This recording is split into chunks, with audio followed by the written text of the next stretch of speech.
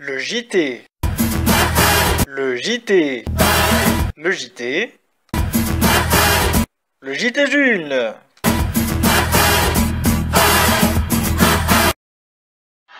Bonjour à toutes et à tous. Après 2 mois passés à San Francisco, je suis de retour pour le JT Jules, saison 1, épisode 5, qui sera très militant. De loin, j'ai suivi l'actualité, mais je l'ai suivi. Je ne pouvais pas être à Paris le 23 septembre 2017 avec les Insoumis contre les ordonnances Macron, mais j'y étais par mon blog où j'ai écrit « Les travailleurs en Bastille ». Un texte qui vous permettra de faire la connaissance des députés de la France insoumise. Autre sujet, la grève des fonctionnaires le 10 octobre 2017. Vous saurez tout sur les revendications des fonctionnaires et sur la manif de Paris entre République et Bastille. Le JT Jules, saison 1, épisode 5, c'est parti! Politique. Les travailleurs en Bastille. 2017, les Français tombèrent dans le panneau Macron et envoyèrent le capital à l'Élysée. Macron, le peuple bernin, licite sera l'exploitation des travailleurs par les capitalistes. Alors qu'il nous avait fait le récit gai et fallacieux de la France qui devait être une chance pour tous. Depuis mai, il fait le coq réellement, ignorant hautainement ceux qui ont les pieds dans la merde. Il préfère recevoir à l'Élysée, son château, Bono et Rihanna. Bling bling qui vaut bien Cadenet Sarko. Le 22 septembre 2017, il déverse par ses 5 ordonnances de la chaux vive sur les plaies béantes du Code du travail datant de la loi El Khomri. Mais face au rat de la finance, face au rat, tenons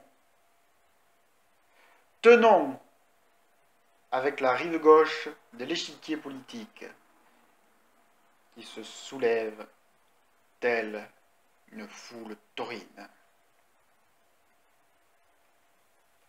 Si nous ne réagissons pas, en cas de licenciement abusif, les prud'hommes vous accorderont au mieux 20 mois de salaire brut.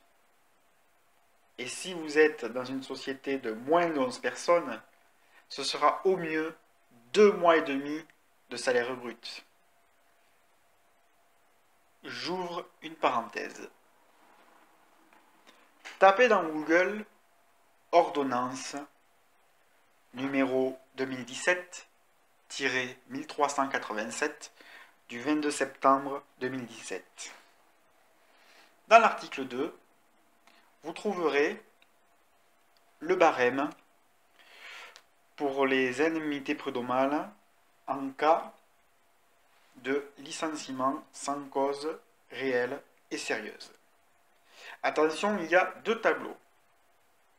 Le premier tableau concerne les salariés qui sont dans une société de 11 salariés et plus. En dessous, il y a un deuxième tableau pour ceux qui ont moins de 11 salariés. Je vous invite vivement à aller voir cette ordonnance et à vous renseigner. Parenthèse fermée. Contre la casse du Code du travail, résistons. Faisons que Macron n'ose plus dans la rue main de fou le prendre et faisons-le tomber. Objectif, victoire de la rue, fin de Macron, qui partira en Fiat Tipo se réfugier dans les Corbières. Mais ne mélangeons pas le destin d'un homme au destin du peuple, car l'important n'est pas Macron, mais l'après-Macron.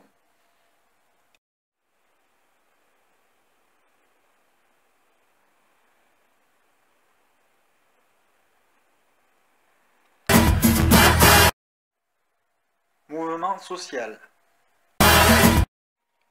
Le 10 octobre 2017, manifestaient les fonctionnaires.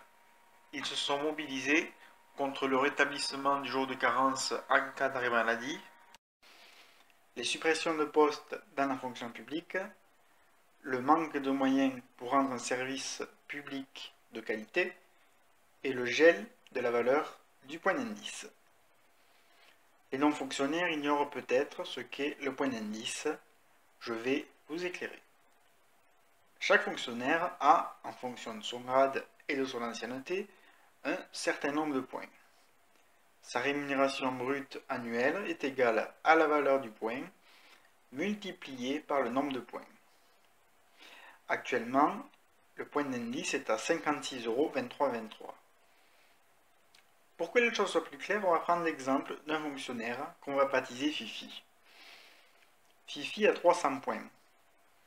Il perçoit donc 56 que multiplie 23 multiplié par 300 points, soit 19 681,31 € brut annuel et 1640,11 € brut mensuel.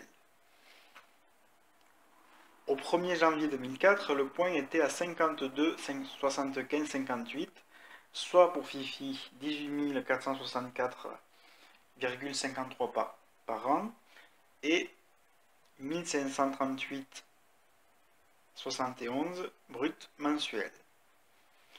Tous les ans, ce point d'indice était revalorisé jusqu'au 1er octobre 2010.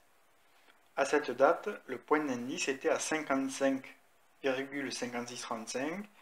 Fifi percevait donc 19 447,23 € brut annuel, soit 1620,33 € brut mensuel. Fin 2010, Nicolas Sarkozy a décidé de geler ce point d'indice, gel prolongé par François Hollande jusqu'au 1er juillet 2016. François Hollande a porté le point d'indice au 1er juillet 2016 à 55,8969, soit pour Fifi 19 563,92 € brut annuel et 1630,33 € brut mensuel. Une dernière augmentation en date, le 1er février 2017, le point d'indice est passé de 56,2323, soit pour Fifi 19 681 € brut annuel et 1640,11 € brut mensuel. Emmanuel Macron a décidé de geler le point d'indice en 2018. Je comprends la colère des fonctionnaires, d'autant que leur rémunération n'a pas suivi le coût de la vie. Entre 2004 et 2010, la rémunération de Fifi a augmenté de 5,3%, alors que les prix ont augmenté de 9,61%. Entre 2010 et 2016, la rémunération de Fifi a augmenté de 0,6%, alors qu'entre-temps, les prix ont augmenté de 6,2%. En 12 ans, le pouvoir d'achat des fonctionnaires a baissé de 9,3%. Cette explication faite, je vais maintenant vous lire l'appel à la mobilisation signé par 10 syndicats de fonctionnaires qui appelaient à manifester le 10 octobre. Puis je vous ferai part de mon expérience et de mon compte rendu de la manifestation de Paris à laquelle j'ai pris part. Appel à la mobilisation signé par la CFDT, la CFE-CGC, la CFTC, la CGT, la Fédération autonome, Force ouvrière, la FSU, l'UNSA et Solidaire. Fonction publique mobilisée le 10 octobre. Depuis l'arrivée du nouveau gouvernement, les mesures négatives s'accumulent pour les agents et agentes de la fonction publique.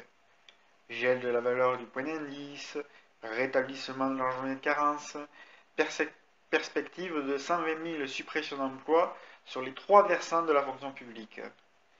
Et contrairement à l'engagement fait aux agents et aux agentes publiques, par Emmanuel Macron dans le cadre de sa campagne présidentielle, je cite, « J'augmenterai votre pouvoir d'achat, comme celui des salariés et des entreprises. Vous paierez moins de cotisations et votre salaire net sera augmenté d'autant. » Fin de citation. La hausse de la CSG se traduira au mieux par une simple compensation dans la fonction publique, c'est-à-dire sans gain de pouvoir d'achat pour les agents et les agentes. Ainsi, toutes ces mesures vont fortement et négativement impacter le pouvoir d'achat de 5,4 millions d'agents publics et fragilisent les services publics rendus aux usagers. C'est inacceptable. C'est totalement injuste pour les agents et agentes et c'est totalement inefficace pour une fonction publique de moins en moins attractive pour de nombreux secteurs. Ces mesures ne contribuent en rien à l'amélioration de la qualité des services publics. Services publics au sujet desquels nos organisations rappellent leur demande d'un débat de fond sur ces missions, s'appuyant sur les réformes déjà engagées. Enfin, nos organisations rappellent leur attachement au Code des pensions civiles et militaires et seront très vigilantes sur la future réforme des retraites annoncée pour l'ensemble des agents et agentes publics. C'est pour faire entendre ces profonds désaccords que les organisations syndicales appellent toutes et tous à la grève, aux manifestations, aux rassemblements, selon les modalités définies par les différents secteurs, pour se mobiliser le mardi 10 octobre prochain, date choisie par le ministre pour la tenue d'un rendez-vous salarial. Elles exigent une véritable négociation salariale qui aboutisse à une réelle reconnaissance du travail et des missions et de l'engagement professionnel des agents et agentes pour une augmentation du pouvoir d'achat et la revalorisation des carrières, le non-rétablissement de la journée de carence et les moyens nécessaires pour permettre aux agents et agentes d'exercer leur mission de service public. Paris, le 15 septembre 2017. Cela fait 9 ans que je suis dans la vie active et depuis 3 ans je suis dans la fonction publique d'État. En ce 17 octobre 2017, j'étais pour la première fois de ma vie en grève. En grève contre le gel du point d'indice et pour que les fonctionnaires aient les moyens humains, techniques et financiers de rendre un service public de qualité. J'ai participé à la manifestation de Paris entre République et Nation. Cette manif était organisée par les syndicats de fonctionnaires, mais étaient également présents des salariés du privé et des partis politiques dont la France Insoumise, le nouveau parti anticapitaliste et Lutte ouvrière, pour lutter contre les ordonnances Macron signées le 22 septembre 2017. Des ordonnances qui constituent une régression sociale comme nous n'en avons pas vu depuis au moins 100 ans. Voici quelques photos prises lors de la manif du 10 octobre. Service public, mon amour. Je suis fonctionnaire, payé par l'argent du contribuable pour rendre un service à la population. Le service public perdra en qualité avec les 120 000 postes que le gouvernement veut supprimer sur le quinquennat Macron.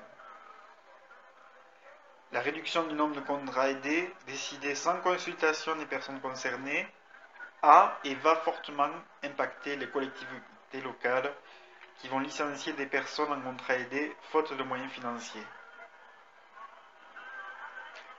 La gelée du point d'indice pour 2018 est injuste et va réduire l'attractivité du service public, et pas seulement dans l'éducation nationale. Winter is coming. Un manifestant, avec un brin d'ironie, fait la liste de ce qui ne lui plaît pas. Gel du point d'indice, hausse de la CSG, rétablissement du jour de carence, suppression des contrats aidés, et il n'y a même pas assez de place. Pour lutte ouvrière, public, privé, nos salaires et nos droits sont attaqués. C'est ensemble qu'il faut nous défendre. Pour beaucoup, certains mots du président de la République ou du méprisant de la République ne passent pas. Nous sommes les fainéants qui foutent le bordel. Halte à la casse sociale. On a pu dire aussi, Macron, tu as encore foutu le bordel dans la rue. La loi travail ne passe pas non plus. Loi travail égale régression à tout va, sauf pour le Macronat. Non au coup d'état social. Loi travail 2, ordonnance ou pas, on n'en veut pas. Le projet de loi des finances 2018 va supprimer l'ISF et favoriser les plus riches. Nous serions si heureux qu'ils se contentent de 5 fois le SMIC. On leur préparerait une bonne soupe de légumes bio, servie chaude tous les soirs d'hiver. Nous en avons assez d'assister les riches. Et dire que des riches qui fraudent le fisc, je ne ferai pas de commentaire sur ce chèque qui se suffit à lui-même. On ne fait rien contre le riche qui fraude le fisc, mais on baisse les APL pour les plus pauvres. Pour lutte ouvrière, les têtes ont changé au sommet de l'État, mais elles servent les mêmes maîtres de la société. Ils s'appellent Dassault, Peugeot, Bolloré. C'est eux qu'il faut contrôler. Macron et ses ministres et ses députés forment une majorité de combat contre les travailleurs. Opposons-leur notre force collective. Macron et les patrons mènent la guerre sociale, la force des travailleurs, c'est la grève générale.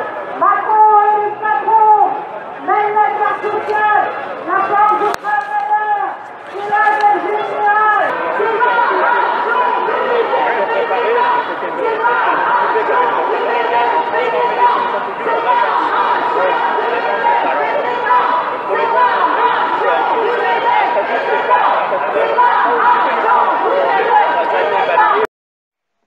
Pour conclure, je voudrais répondre à 2 tweets.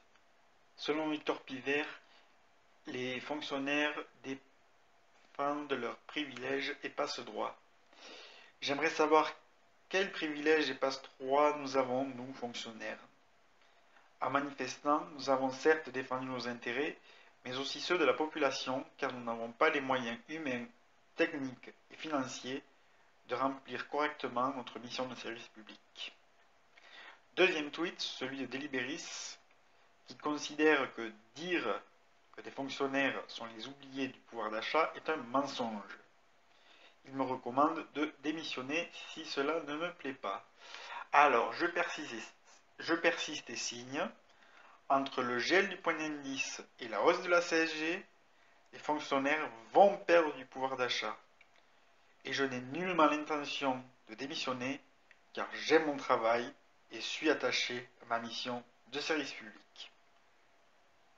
Service public, mon amour, tant que je serai là, je te défendrai, quoi qu'il arrive. Et c'est sur cette déclaration d'amour au service public que se termine le JT Jules, saison 1, épisode 5. Le JT Jules, saison 1, épisode 6, devrait arriver vers la Toussaint. En attendant, vous pouvez commenter et partager cette vidéo avec le hashtag JT Jules, vous abonner à ma chaîne YouTube Jules Vince Chris, suivre l'actu sur mon blog julesvince.over-blog.com, me suivre sur Facebook Jules Vince Chris, me suivre sur Twitter @JulesVinceChris, me suivre sur G+, Jules Vince Chris. Vous pouvez m'envoyer vos réactions, vos critiques, vos suggestions par mail julesvincechris@gmail.com. Au revoir à tous et rendez-vous à la Toussaint!